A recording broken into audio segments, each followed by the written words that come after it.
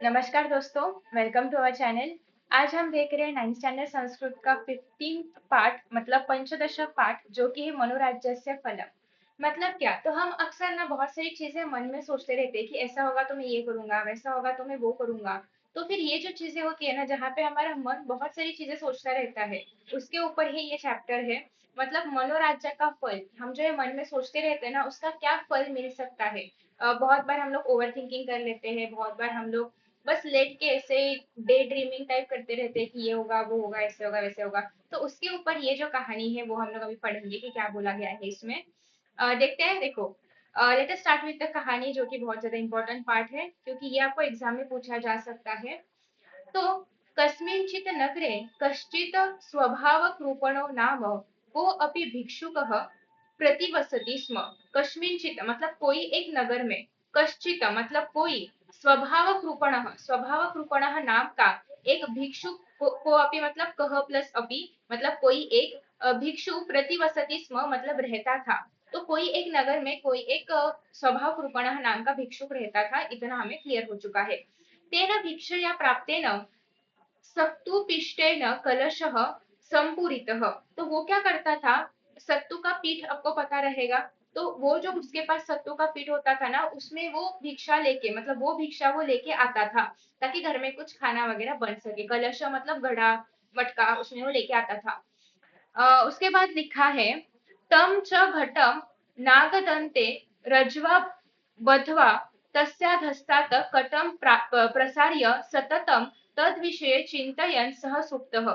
और वो जो घटा था वो क्या किया, उसने ऐसा बांध के रखा, मतलब किसी ऊपर किसी चीज से बांध के रखा होगा उसने, वो घड़ा जो है वो उसने ऐसा बांध के रखा था। और उसी के नीचे उसने चटाई बिछाई। ठीक है, उसी के नीचे उसने रज्जवा मतलब चटाई बिछा के वो मस्त सो रहा है। मतलब सोचते सोचते वो सो रहा है, उसी घट के नीचे उसने चटाई विटाई बिछाई है। सुप्त मतलब सो रहा है। सह अचिंतयत, और वो क्या सोचता है, देखो।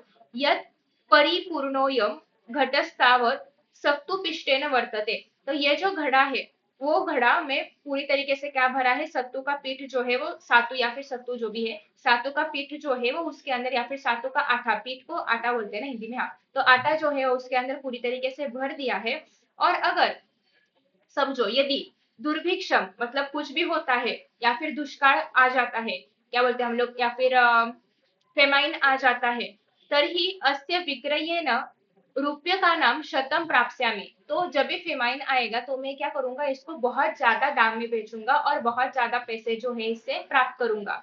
ततस्तेन अहम अजाद्वयम क्रेष्यामि। और उसके बाद मैं क्या करूंगा, जब भी इसको बेच के मुझे बहुत सारे पैसे मिलेंगे ना, तो उस पैसे से मैं क्या करूंगा, बकरी जो होती है, गोट, तो गोट की जोड़ी, अजह मतलब गोट, तो मैं गोट की जोड़ी मतलब दो गोट जो है वो लेके आऊंगा। उसके बाद क्रेशा में मतलब खरीद के लाऊंगा। ततः षाण्मासिक प्रसववशात ताभ्याम यूथः भविष्यति। और फिर 6 महीने के बाद डिलीवरी हो जाएगी, प्रसूति हो जाएगी। और उससे फिर बहुत ज्यादा और गोट जो है, मतलब गोट के बच्चे जो है वो आएंगे ना, तो बहुत ज्यादा और गोट भी आ जाएंगे। ततो जाभि प्रस्तुता धेनु ग्रहिष्यामि। और फिर वो जो आए अभी, मतलब जो गोट आए उनको बेच के मैं क्या करूंगा, उनसे फिर धेनु खरीद लूंगा, मतलब गाय को खरीद लूंगा। धेनु भी ही महिषी ही, धेनु के बाद में महिषी मतलब क्या, शिव को खरीदूंगा। महिषी भी ही वड़वाहा। और महिषी को बेच के मैं क्या लूंगा, मैं अपना ये वड़वाहा मतलब घोड़ा, हॉर्स, हॉर्स को खरीदूंगा। वड़वाहा प्रसवतः प्रभुताः अश्वाहा। और फिर उसकी भी डिलीवरी हो जाएगी और बहुत सारे अश्व आ जाएंगे, बहुत सारे हॉर्सेस आ जाएंगे। तेषाम विक्रयणात् प्रभुतम मतलब उनको बेच के बहुत सारा, सुवर्णम प्राप्स्यामि में बहुत सारा सोना खरीदूंगा। यहाँ पे क्या लिखना है, विक्रयणात् मतलब बेच के, प्रभुतम मतलब बहुत सारा। सुवर्णेन चतुशालम गृहम संप्रतस्यते। और फिर क्या करूंगा, मैं ये सोना जो आएगा उसको बेच के मैं 4 रूम्स वाला घर बनाऊंगा। ठीक है, 4 रूम्स हो गया, ऐसा बड़ा घर बनाऊंगा। हम बोलते हैं ना 4 BHK लूंगा, 2 BHK लूंगा, उस तरीके से कुछ चल रहा है। ततः कश्चित धनिकः प्राप्त वयस्कां रूपाढ्याम कन्यां मह्यम दास्यति। और फिर कोई एक धनिक व्यक्ति, उसकी जो रूपवान कन्या रहेगी वो मुझे दे देगा, मतलब मैं उससे शादी कर लूंगा, ठीक है, एक रूपवती कन्या से। अवयोः पुत्रः भविष्यति, और फिर हम दोनों का भी एक पुत्र होगा। तस्याहं सोम शर्मेति नाम करिष्यामि, और फिर वो जो पुत्र होगा उसका नाम क्या रखना है, सोमेश इति उसका नाम रखना है, सोमेश ये उसका उसको नाम रखना है, ठीक है। उसके बाद क्या है, ततः सह जानुचलन योग्य भविष्यति, और फिर वो जानुचलन मतलब क्रॉल करने की उम्र का हो जाएगा, ठीक है। एकदा सोम शर्मा माम दृष्ट्वा मत समीपम आगमिष्यति, और फिर एक दिन क्या होगा, सोम शर्मा मेरे को देख के मेरे तरफ, मतलब हम बुलाते हैं ना छोटे बच्चे को कि आ जा ऐसे वो आ जाएगा, मेरे तरफ आ जाएगा।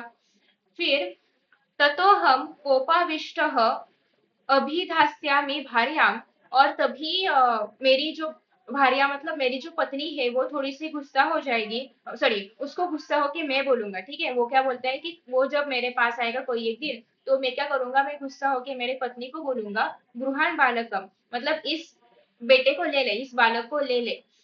सा अपि मतलब सा प्लस अपि मम वचनम न श्रोष्यति, और फिर वो मेरी बात नहीं मानेगी, मेरा बोला हुआ जो चीज है वो नहीं मानेगी, श्रोष्यति मतलब मानना, और न श्रोष्यति मतलब ना मानना।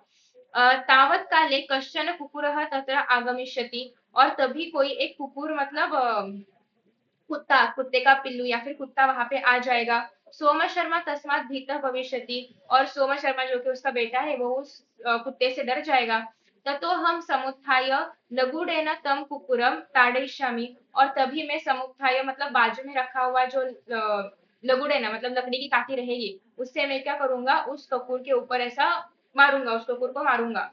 एवं स्वप्नमग्न ध्यान स्थित सह, और फिर उसको रियलाइज होता है कि वो सब सपने में सोच रहा था ये सब, और उसका स्वप्न क्या हो जाता है, भंग हो जाता है, टूट जाता है। और सह तथैव लघुड़ प्रहारम अकरोत, और वो सपने में उसने क्या किया था, लकड़ी फेंक के मारी थी ना उस कुत्ते कुत्ते को। तो बेसिकली क्या होता है कि वो लकड़ी फेंक के उसने जो मारी होती है वो प्रहार कहाँ पे जाता है, इस मटके पे जाता है, मतलब उसको रियलाइज ही नहीं होता, उसको लगा कि सामने तो कुत्ता है, बट उसको फिर रियलाइज होता है कि उसने जो लकड़ी फेंक के मारी, वो ऊपर जो घड़ा उसने टांग के रखा था सोने से पहले उसको लग जाती है। तेन लघुड़ प्रहारेण सक्तुपिष्टेन पूर्ण स घटः भग्न अभवत, और उसने वो जो घड़ा लटकाया हुआ था उसके ऊपर वो वार बैठ जाता है, और सारा जो सातू का पीठ आटा होता है वो नीचे गिर जाता है। स्वभाव कृपण सह पांडुरताम अगच्छत, और इसके ऊपर ही गिरे क्योंकि वो घट के नीचे सोया था ना, तो सारा पीठ जो है उसके ऊपर गिर जाता है पांडुरताम, और वो सफेद बन जाता है वो सातू के आटे की वजह से। अतः ब्रवीमि, और फिर वो बोलता है, क्या बोलता है देखो, अनागतवती चिंता संभाव्याम करोति यह, और जो बिन काम की चिंता होती है, मतलब अभी इसमें चिंता करने मतलब इतना सोचने लायक कुछ था नहीं, हमारे ये सब हमारे मन के खेल थे। तो हम मतलब जो नहीं होने वाले ऐसे असंभव चीजों के बारे में हम लोग सोचते हैं। स एव पांडुरः शेते सोम शर्म पिता यथा, मतलब जो अभी तक हुआ नहीं है, जो अभी तक घटने की कोई पॉसिबिलिटी भी नहीं है, उसके बारे में वो सोच रहा था। और अब सोम शर्मा का पिता जो है वो पूरा सफेद हो चुका है, पूरा पांडुर हो चुका है, मतलब अभी तक वो उसकी शादी भी नहीं हुई थी, अब तक वो पिता भी नहीं बना था, फिर भी वो कहाँ कितने एक्सटेंट तक पहुंच गया सोचते सोचते। और फिर क्या हुआ, जिसको लेके उसने ये सब सोचना चालू किया था वो साधु का अड्डा, वो ही गिर गया नीचे और सारे उसके सपनों पे पानी फिर गया। तो यही यहाँ पे बोला गया है कि हम बहुत सारी चीजें मन में सोचते रहते हैं, हमारा मन बहुत ज्यादा चंचल होता है, वो बिल्कुल एक जगह पे नहीं रहता है, वो हमेशा कुछ ना कुछ नया सोचता रहता है। तो उसी के बारे में यहाँ पे बात की है कि इस तरीके से हम जो है बहुत सारी चीजें सोचते रहते हैं, हमारा मन बहुत सारी चीजें बिन काम की चीजें बहुत बार सोचता रहता है, जो कि होना संभव है कि नहीं वो भी पता नहीं है, और फिर जो हमारे हाथ में होता है वो भी हम उस विचारों के इसमें खो देते हैं। तो यही मोरल है इस स्टोरी का, जो कि हमें पता चल रहा है। तो आई होप कि आपको ये स्टोरी समझ में आ चुकी होगी कि हम भी बहुत बार ऐसे ही कर लेते हैं कि एग्जाम है, बहुत डर जाते हैं एग्जाम के बारे में, किसी जगह पर पता नहीं है, उससे अच्छा हमें अपने कर्म पे फोकस करना चाहिए और पढ़ाई करनी चाहिए, तो फिर सब कुछ सही हो जाता है। सो आई होप कि आपको ये पार्ट अच्छे तरीके से समझ में आ चुका होगा। Thank you so much and see you in the next session, bye bye.